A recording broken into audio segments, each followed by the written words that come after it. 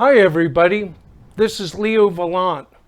This will be part 2 of Revolution from the Top. Oh, and you can read along at my blog right here. Oh, and remember, the numbers on the hat correspond to the paragraph numbers in the blog. Now, what about the workers in this bright new world? Well, in the same way as the CEOs and the managers will come to appear as stupid and incompetent compared to the system, so the workers will be seen as incompetent and even as posing dangerous risks when compared to robots. Remember that in a one network system, anything one robot learns, they all learn. Robots will get smarter, better, and safer every day, year in, year out. But human workers start out as blank slates. They are trained at sometimes great expense to be merely adequate. And even the best workers will never arrive fully at what we would call optimum state-of-the-art performance. And then they die or retire to be replaced by the next generation of blank slates. So nothing with workers ever fundamentally improves. Human limitations and frailties are baked into the cake. Yes, now you think you might want to keep your job, but given the perspective we'll all have in the next few years, you'll realize that you yourself would not want a human to be performing a service for you, such as car repair, and you would not want a human-made product. No, not if you could get it better and cheaper by a robot. But yes, there is the big problem about not getting paid anymore. And yes, that will be very bad for us personally.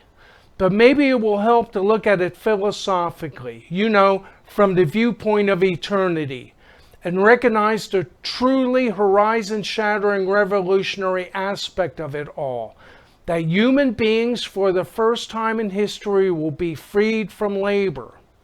We know how Marx said, "Workers of the world unite! You have nothing to lose but your chains."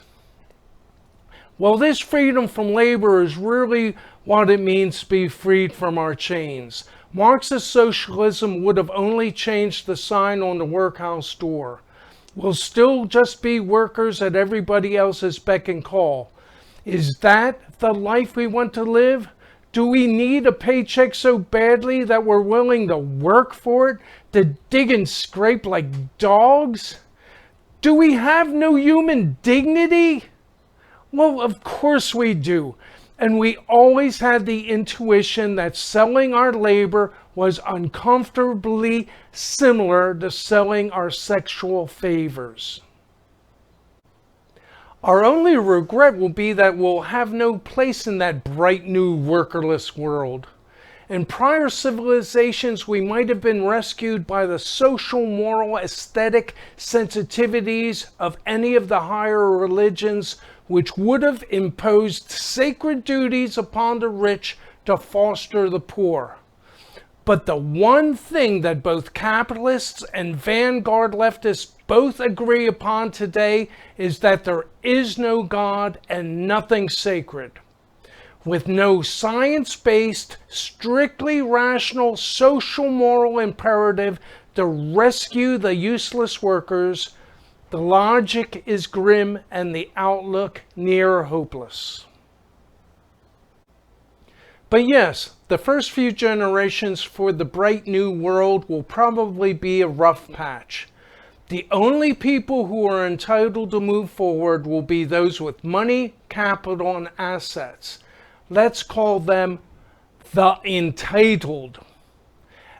And it won't be in the interest of the entitled to pay into a tax regime to prop up the now useless and impoverished workers.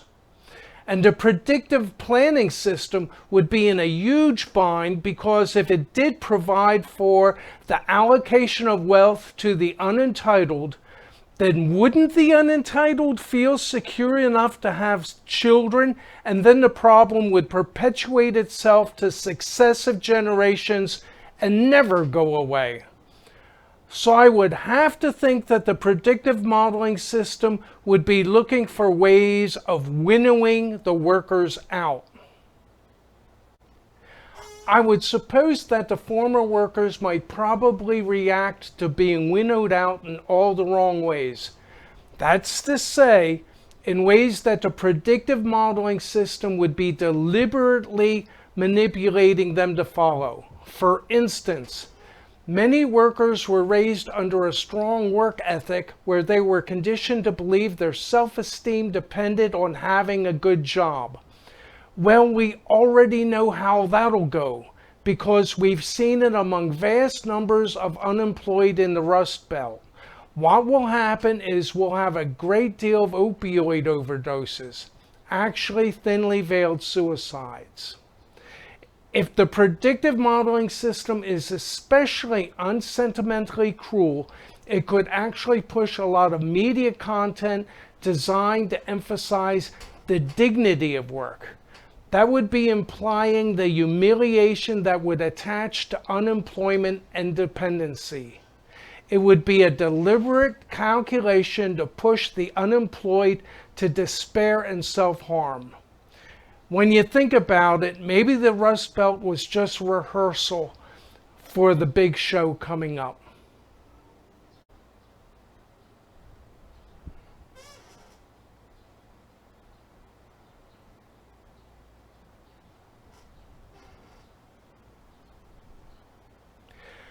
Then there is another demographic segment. I would expect many of the unentitled to contemplate their own revolution, to either bust up the robots so they can go back to work for themselves, or, where leveler heads prevail, they could demand that all capital be made public and that everybody share in the wealth. That would seem reasonable, and I would not argue against it, but my intuition is that the rich would never go along with it.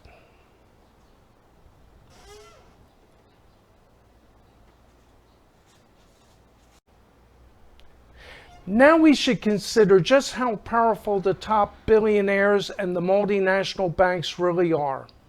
If the world's central banks keep printing money at the rate they are now, they will have about $100 trillion to play with by the time they need it.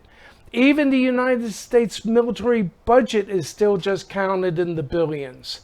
The banks, with that much money, could build thousands of earth-moving and heavy construction robots to build hundreds of fully robotic underground factories that could turn out every variety of robotic surveillance and weapons system.